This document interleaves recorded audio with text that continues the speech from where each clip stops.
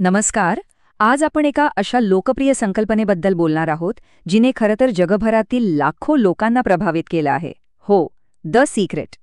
तर यात मांडलेले मूळ विचार आणि कल्पना नक्की काय आहेत तेच आज आपण सोप्या पद्धतीने समजून घेणार आहोत. जरा विचार करा की आपले विचारच आपलं वास्तव घडवत असतील तर. हा एकच प्रश्न आहे ज्याच्यावर द सिक्रेटमधली संपूर्ण संकल्पना उभी आहे. याच्या मुळाशी आहे आकर्षणाचा नियम. याचा अर्थ अगदी सरळ आहे. आपले विचार एका शक्तिशाली चुंबकासारखं काम करतात. आपण ज्या गोष्टींवर सगळ्यात जास्त लक्ष देतो, मग त्या चांगल्या असोत किंवा वाईट, त्याच गोष्टी आणि अनुभव आपल्या आयुष्यात खेचले जातात. हीच या संपूर्ण संकल्पनेची मूळ कल्पना आहे. तर पहिला आणि सगळ्यात महत्त्वाचा टप्पा आहे विचारच वस्तू बनतात. या सिद्धांतानुसार आपल्या विचारांची जी गुणवत्ता असते तीच आपल्या जीवनाची गुणवत्ता ठरवते. सोप्या भाषेत सांगायचं तर जसे विचार तसे जीवन. यासाठी एक खूप सुंदर उदाहरण दिलं जातं. समजा आपलं मन एका मूव्ही प्रोजेक्टरसारखं आहे आणि आपलं जग त्या प्रोजेक्टरचा पडदा.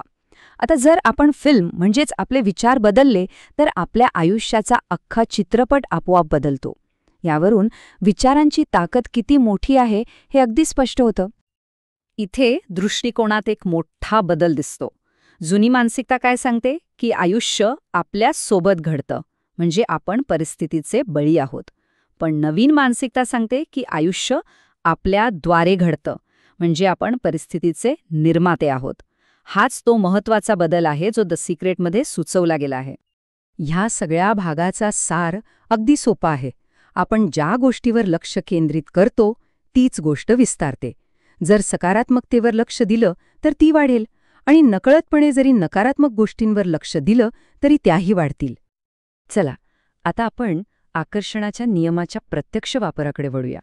याला एका सोप्या 3 पायऱ्यांच्या प्रक्रियेत मांडलं आहे, ज्याला सृजनशील प्रक्रिया असं म्हणतात. या 3 एकदम सोप्या पायऱ्या आहेत.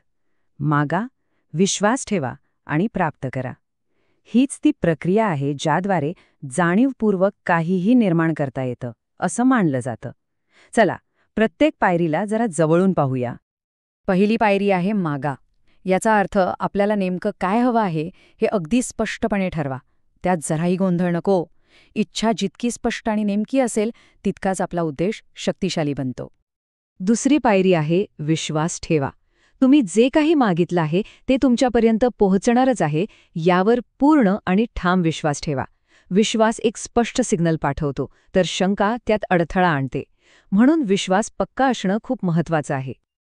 आणि तिसरी पायरी आहे प्राप्त करा. यासाठी आपल्या भावनांना आपल्या इच्छेशी जुळवून घ्यावं लागतं. असं वागा आणि असं अनुभवा जणू काही ती गोष्ट आपल्याला आधीच मिळाली आहे. ही जी भावनिक एकरूपता आहे तीच आपल्याला आपल्या इच्छेसाठी एक परफेक्ट मॅच बनवते.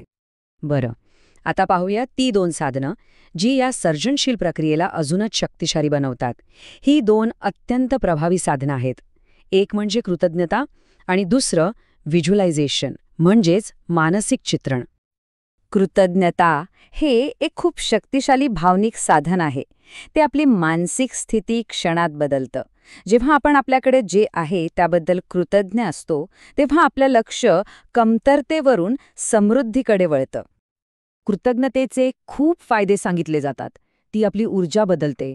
अधिक कृतज्ञ होण्यासाठी कारणं आपल्या आयुष्यात येतात.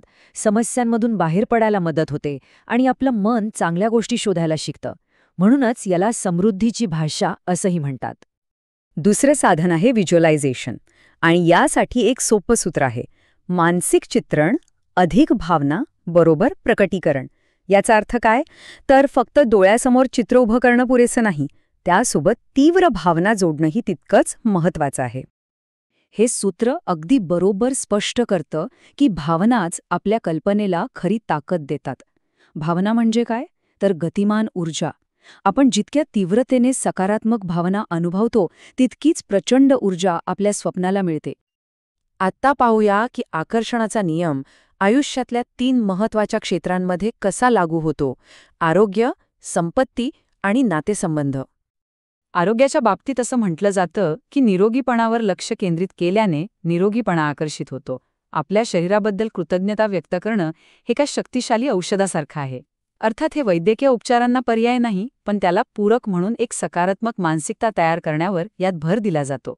संपत्तीच्या बाबतीत समृद्धी ही आपल्या विचारांशी आणि भावनांशी जोडलेली असते.